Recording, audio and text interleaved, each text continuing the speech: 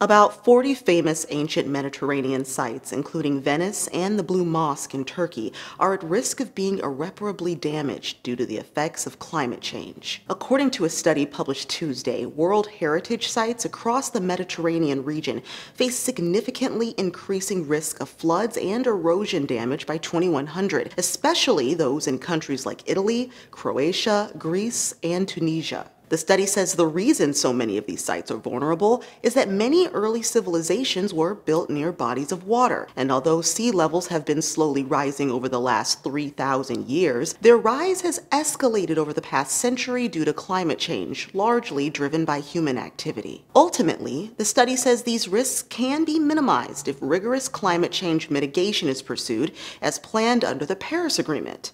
Some of the countries where these sites are located have already devoted resources to help protect them from climate change's effects. Venice, for example, has been constructing a mobile barrier system to help guard against floodwaters for over a decade, and it should be completed by 2022.